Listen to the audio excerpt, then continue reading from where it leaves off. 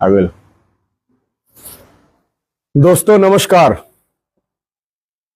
आज अभी 8:10 हो रहे हैं और मुझे लगता है कि देश में कुछ ऐसी घटनाएं हो रही हैं जिस पर चर्चा करने की जरूरत है।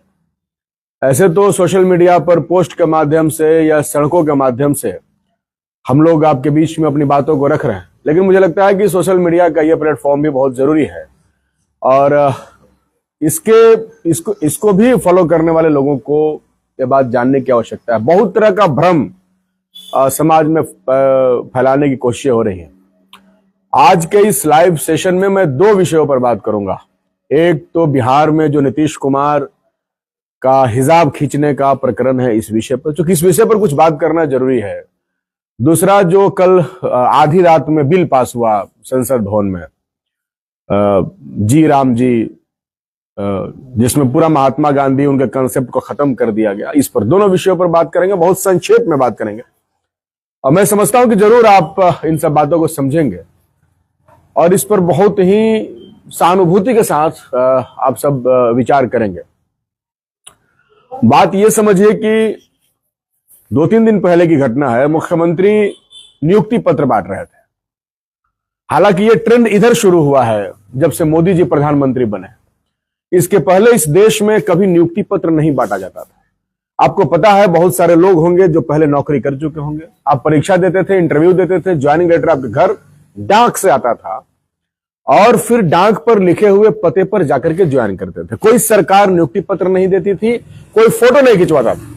लेकिन आज ये सोशल मीडिया के दौर में क्रेडिट लेने और हड़पने के इस समय में नियुक्ति पत्र बांटने का एक नया सिलसिला शुरू हुआ और पूरे देश में चल रहा है।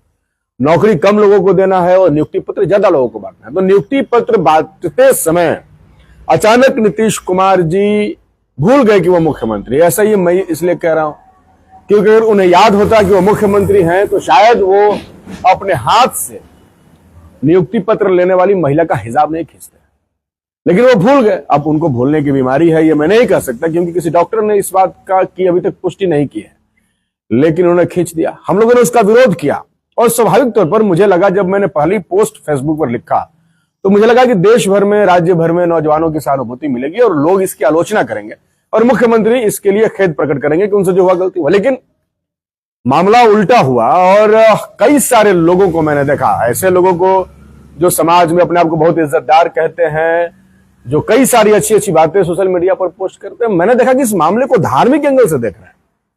उन्हें लगता है कि लड़की चूंकि मुसलमान है इसलिए उनका हिजाब खींच देने में कोई दिक्कत नहीं, लेकिन अगर लड़की हिंदू होती, सिख होती, कुछ और रिलीजन की होती तो शायद दिक्कत हो सकता है। तो ये देश के अंदर जो हर मामले को धर्म के एंगल से या जाति के एंगल से देखने की कोशिश हो रही है, इसमें तो फिर न्याय की बात करना ही बेमानी हो जाएगी। फिर न्याय की बात कौन करेगा? मामला बिल्कुल साफ है। कई सारे लोग कमेंट सेशन में बहुत सारे कमेंट कर रहे हैं। हम लोग सारे लोगों का जवाब कमेंट में जाकर के देना उचित भी नहीं समझते सोशल मीडिया पर, लेकिन अपनी बात तो कहना पड़ेगा। आपकी गालियों से और आपकी धमकियों से, उल्लू जुलू बातों से हम लोग डरने वाले नहीं हैं। ये बात आप सब लोग वेल नोन है, ये बात सब लोग जानते हैं। कई लोगों ने कमेंट में लिखा कि भाई हिजाब पहन करके आना उचित नहीं है, ऐसे नौकरी कैसे होगा, ऐसे इलाज कैसे होगा। मसला ही नहीं, कई सारी प्रक्रियाओं को, जांच की प्रक्रियाओं को पार करके मुख्यमंत्री जी के करीब पहुंची होगी वो लड़की। उनके आईएएस, उनके आईपीएस, उनके सारे आला अधिकारी सब तो थे वहीं पे। और अगर मुख्यमंत्री को देखना ही है, जो कि उचित नहीं मानता मैं, तो फिर अपने किसी महिला अधिकारी को बोलते कि इनका नकाब हटवा दीजिए, फिर मैं उनको दूंगा। ये बहुत खराब शब्द है लेकिन मुझे इस्तेमाल करना पड़ रहा है कि एक सड़क छाप लुच्चे की तरह किसी महिला के मुंह तक हाथ पहुंचा करके उसका नकाब खींचना, कौन इसको उचित ठहरा सकता है? किसी के साथ ऐसा हो तो ये उचित नहीं है। वो कभी किसी महिला के कंधे पे हाथ रखने लगते हैं, कभी कुछ करने लगते हैं, इसलिए उचित नहीं है। और मैं यहां इसलिए नहीं बोल रहा हूं कि मुख्यमंत्री क्षमा मांगेंगे नहीं मांगेंगे, ये मुझे नहीं पता। वो क्या करेंगे क्या नहीं करेंगे, जनता को तय करना है। लेकिन महत्वपूर्ण बात यह है कि समाज के अंदर जो नया यूथ है, नए लोग हैं, उनको इस बात को समझना है कि यह मामला रिलीजियस नहीं है, एक महिला का अपमान से जुड़ा हुआ विषय है। और मुख्यमंत्री जी ने उनका नकाब, हिजाब या पल्लू सब एक ही तो होता है, इसमें अलग क्या है? वहां तक हाथ पहुंचाना और खींचना ये बहुत गलत है। और आप सब जानते हैं कि वो लड़की इस मामले को लेकर के इतना दुखी है, इतनी ट्रॉमा में चली गई, जब वो कह रही है कि हम नौकरी नहीं कर पाएंगे, वो नौकरी करने की स्थिति में नहीं। आप कह रहे हैं कि बिहार में हम बहुत सारे इंडस्ट्रियलिस्ट को बुला रहे हैं, बहुत सारे उद्योग स्थापित करेंगे, लोग आएंगे, बिहार में अच्छा माहौल बन रहा है। और बिहार से कोई लड़की जो एक अल्पसंख्यक समाज की लड़की है, उसको आप सिक्योरिटी नहीं दे पा रहे हैं। क्या बिहार में अल्पसंख्यक समाज के लड़कियां, गरीबों की बच्चियां, उनको आप सिक्योरिटी नहीं दे पाएंगे? तो ये मसला सिक्योरिटी से भी जुड़ा हुआ है और हमारे बिहार के प्रतिष्ठा से भी, मान सम्मान से भी। ये हम बिहारी हैं, हम बिहार की बात जानते हैं।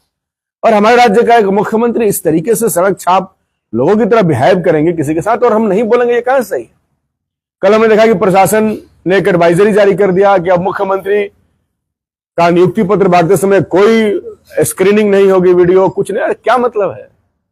वो कहां सामना कर पा रहे हैं मीडिया का मुख्यमंत्री जी? एक बयान मुख्यमंत्री जी का देख लीजिए, रोज उनके ट्विटर्स पर फैसले आते हैं कि मुख्यमंत्री जी ये कर रहे हैं, मुख्यमंत्री जी वो कर रहे हैं। कहीं जाते हुए पुल का निरीक्षण करते हुए, रोड का निरीक्षण करते हुए, अस्पताल का निरीक्षण करते हुए कहीं किसी मीडिया का बाइट या बयान नहीं दिया जाता।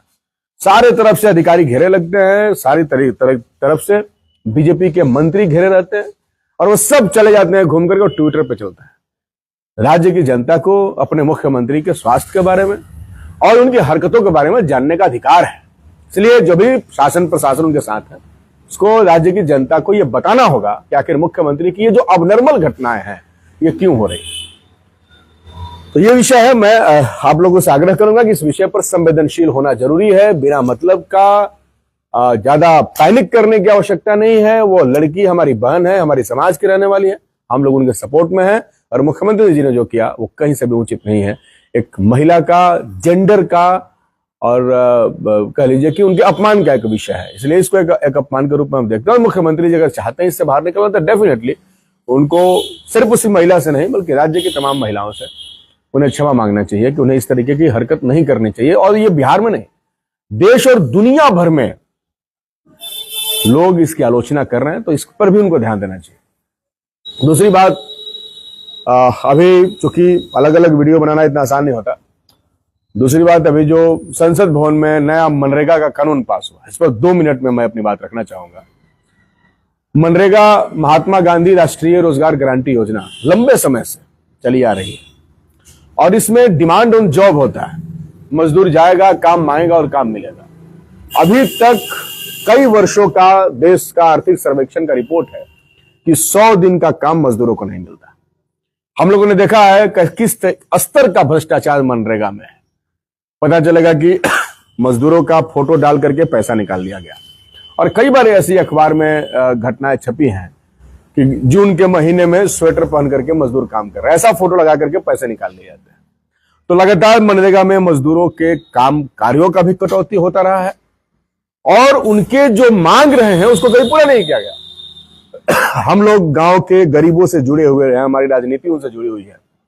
हम लोगों ने कई बार अंचलों में, प्रखंडों में प्रदर्शन करते हुए और विधानसभा में अपनी आवाज को उठाते हुए मांग किया कि मनरेगा में मजदूरी बढ़ाई जाए। बढ़ाने के बाद कुल मिलाकर के अकुशल मजदूरों को 2025 में 428 रुपए किया तो गया, लेकिन उसके बाद अभी तक कोई काम नहीं मिला। वो भी बहुत काफी नहीं आज के महंगाई के हिसाब से। उनका कार्य दिवस बढ़ाने का मांग किया हमने, कार्य दिवस नहीं बढ़ाया गया। हमने कहा कि मनरेगा को खेती कृषि कार्य से जोड़ा जाए, उसको नहीं जोड़ा गया। तो कुल मिलाकर के 100 दिन की जो काम की गारंटी थी उसी को यह सरकार पिछले 10-12 वर्षों से नहीं दे रही। अब ये कह रहे हैं कि हमने नाम बदल दिया, शराब भी वही है, बोतल भी वही है, आपने सिर्फ रैपर बदलने का काम किया और कुछ नहीं, नाम बदलने का। महात्मा गांधी से क्या दिक्कत है? महात्मा गांधी राष्ट्रीय रोजगार गारंटी योजना कितना अच्छा नाम। महात्मा गांधी को हटा करके भगवान राम को लाने के लिए आपने पूरी जुगाड़ भिड़ा दी, इससे क्या ही फर्क पड़ जाना। मनरेगा योजना में इस धार्मिक एंगल का या भगवान को लाने का क्या मतलब है? और सिर्फ राम नाम के लिए आपने पूरी योजना के नाम का जो है बंटाधार कर दिया। विकसित भारत, ग्रामीण रोजगार आजीविका मिशन, गारंटी और पता नहीं क्या क्या, पूरा का पूरा उसका संधि विच्छेद भी सही नहीं है और सही तरीके से लोग उसको समझ भी नहीं पा रहा। अब इसलिए ये जो नामाकरण हुआ है सिर्फ नामाकरण नहीं है, इसके साथ केंद्र की सरकार का जो शेयर था इस योजना में 90% उससे घटाकर के उन्होंने 60% कर लिया, अपनी जिम्मेदारी घटा लिया। ये सबसे इसका दुखद पहलू है। पहले इस योजना में केंद्र सरकार 90% राशि देती थी और राज्य सरकार 10% राशि देती थी। अब केंद्र सरकार ने बिल पास कर लिया कि अब केंद्र सरकार 60% और राज्य सरकार 40%। हम ये नहीं समझ पा रहे हैं कि इस योजना का विरोध मुख्यमंत्री जी क्यों नहीं कर रहे हैं बिहार में। बिहार में 40% वो कहां से देंगे। और केंद्र सरकार ने एक और नया उसमें स्कीम में ला दिया कि मनरेगा का स्कीम उन्हीं राज्यों में चलेगा जहां केंद्र सरकार चाहेगी। मतलब वैसे राज्य जहां मोदी जी का शासन नहीं होगा या ऐसे राज्य जहां मोदी जी के समर्थन में शासन नहीं होगा, इसका मतलब वहां मजदूरों को काम नहीं मिलेगा। मतलब ये ऐसे कानून बनाए जा रहे हैं जहां मोदी सरकार चाहती है कि जनता टोटली उन्हीं के ऊपर डिपेंड हो जाए और जनता मजबूर हो जाए कि अगर उसे रोटी भी चाहिए, दाल भी चाहिए तो वो मोदी से मिलेगा। तो इसलिए कुल मिलाकर के इस योजना का नाम राम जी करके इस योजना का राम नाम सत्य करने की तैयारी मोदी जी ने किया है। ये मजदूरों के गारंटी के लिए, उनके राइट्स के लिए लड़ करके यूपीए की सरकार में यहां के मजदूरों ने हासिल किया था। अब ये बीजेपी की सरकार जो मजदूर विरोधी सरकार है, ये पूरी इस योजना को खत्म करने, बर्बाद करने की पूरी योजना लेकर के आई है और हम लोग इसके खिलाफ मजबूती के साथ सड़क पर हैं। आने वाले दिनों में इसके खिलाफ हम लोग लड़ाई लड़ेंगे और हम जो मजदूरों की गारंटी के लिए, उनके बेहतर जीवन के लिए, उनकी पक्की नौकरी के लिए, जो आउटसोर्सिंग की नौकरी है चल रही है उसको खत्म करके अस्थायी नौकरी की लड़ाई लड़ रहे हैं, इस लड़ाई को हम लोग आगे बढ़ते रहेंगे। तो आज के लाइव सेशन में सिर्फ इतना ही और बाकी हम लोग कोशिश करेंगे कि आने वाले समय में इसी तरीके से शाम वक्त बेवक्त आपसे लाइव जुड़े रहें।